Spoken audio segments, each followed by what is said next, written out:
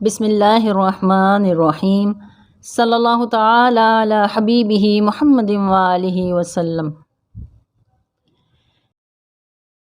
انما یرید اللہ لیذھب عنکم الرجس اہل البیت ویطہرکم تطہیرا۔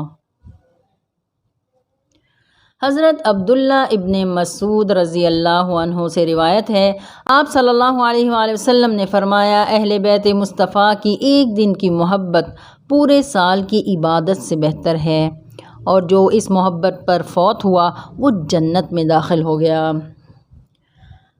حضرت جابر بن عبداللہ انصاری رضی اللہ عنہ روایت کرتے ہیں کہ میں اور نبی مکرم صلی اللہ علیہ وآلہ وسلم مسجد نبوی میں اکیلے تھے۔ نبی کا چہرہ مبارک میرے سامنے تھا اور میری آنکھیں اس چہرہ مبارک کو دیکھ رہی تھیں۔ اتنے میں 5 سال کے حسین نبی کی گود میں آ کر بیٹھ گئے۔ میں دیکھتا رہا، پھر نبی نے فرمایا، جابر؟ میں نے عرض کیا، جی۔ نبی نے فرمایا، یہ میرا بیٹا حسین ہے، اس کو اللہ ایک بیٹا دے گا، نام زین العابدین ہوگا۔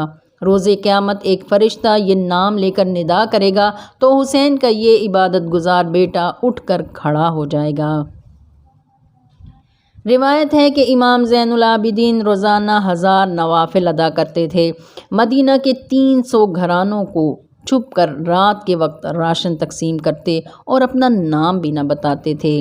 آپ کا ایک غریب رشتہ دار جسے آپ راشن پہنچاتے تھے لیکن وہ آپ کو نہیں پہچانتا تھا اور ہر بار آپ کو کہتا تھا کہ امام زین العابدین کو اللہ نے اتنا دیا ہے مگر انہیں ہم یاد ہی نہیں، اور ایک آپ ہیں کہ اپنا تعارف بھی نہیں کراتے اور ہر طرح کی مدد بھی کرتے ہیں۔ امام سجاد زین العابدین یہ سن کر خاموش ہو جاتے۔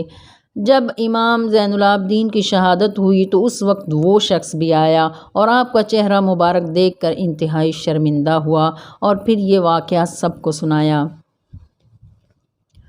تاریخ کربلا میں دیکھیں تو شہزادہ علی اکبر ابن حسین کو نیزہ مار کر شہید کرنے والا ملعون جناب مختار سقفی سے چھپتا چھپاتا مدینہ میں پہنچ گیا۔ اس وقت امام مدینہ کے باہر خیمے میں تشریف فرما تھے۔ وہ شخص خیمے میں داخل ہو گیا اور اندر جا کر دیکھا تو چمکتے چہرے والے امام زین العابدین نظر آئے۔ پناہ طلب کی تو امام نے 3 روز تک اسے اپنے پاس رکھا، کھانا کھلایا، اچھے کپڑے پہنائے۔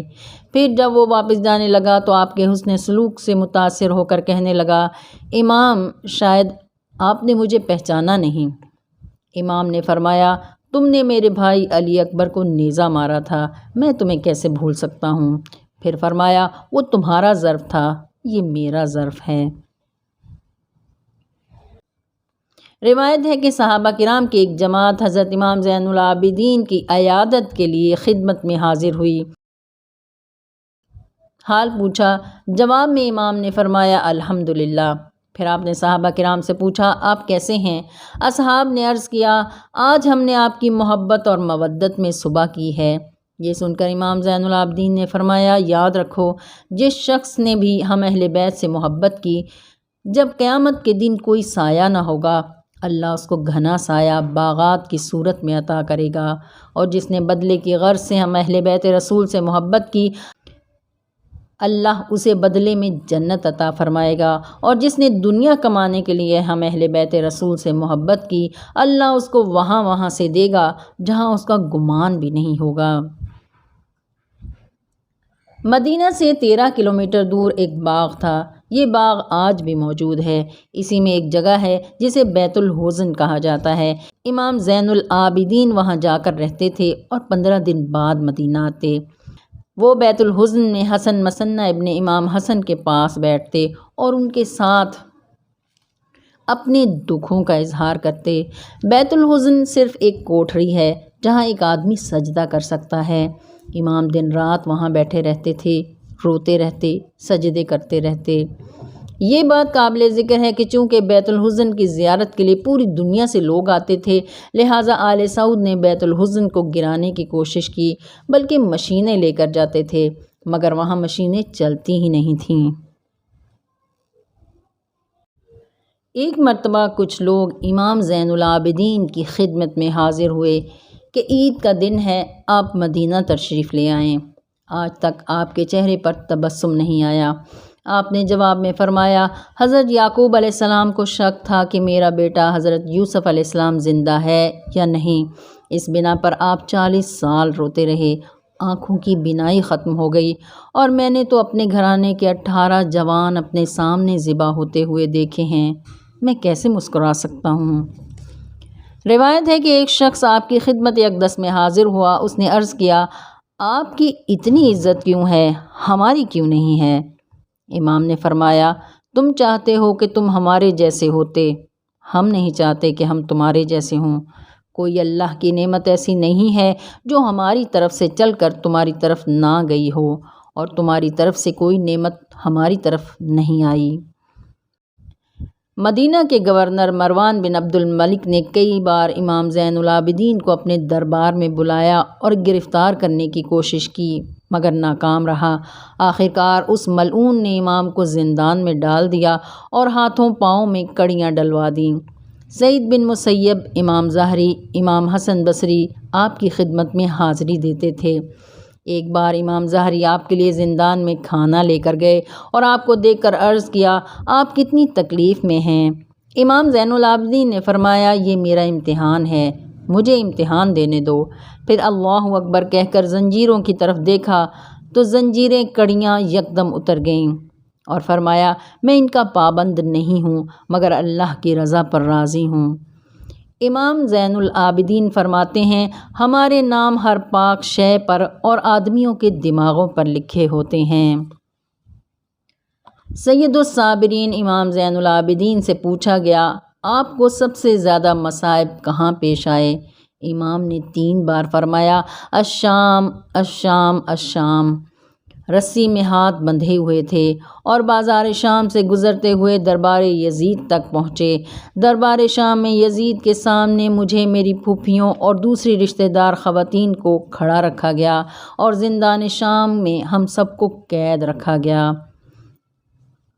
روایت ہے کہ ایک مرتبہ آپ حج کے لیے تشریف لے گئے۔ اتفاقاً وہاں شام کے بڑے بڑے لوگوں کے ساتھ ولی عہد ہشام بن عبد الملک بھی تھا۔ اس نے طواف کے بعد حجر اسود کو بوسہ دینا چاہا، لیکن ہجوم کی وجہ سے انتہائی کوشش کے باوجود وہاں نہیں پہنچ سکا۔ مجبوراً پیچھے ہٹ گیا اور تھوڑا سا ہٹ کر وہاں ایک کرسی رکھ دی گئی تو وہاں بیٹھ کر طواف کا نظارہ کرنے لگا۔ اسی دوران امام زین العابدین آئے اور طواف کعبہ کے بعد حجر اسود کی طرف بڑھے۔ انہیں دیکھ کر لوگ ان کے احترام میں پیچھے ہٹ گئے اور ہجوم بالکل چھٹ گیا۔ امام نے نہایت آسانی سے حجر اسود کو بوسہ دیا۔ ہشام نے آپ کو پہچان لیا مگر لا علمی کا مظاہرہ کیا۔ اس وقت وہاں مشہور شاعر فرزدق بھی تھا۔ اس پر اہل بیت کی محبت غالب آ گئی اور اس نے اسی وقت امام کی شان میں 41 اشعار کا خوبصورت قصیدہ کہہ دیا۔ ایک روایت یہ بھی ہے کہ عبد الملک بن مروان نے جب یہ قصیدہ سنا تو اس نے فرزدق سے کہا، تو رافضی ہو گیا ہے؟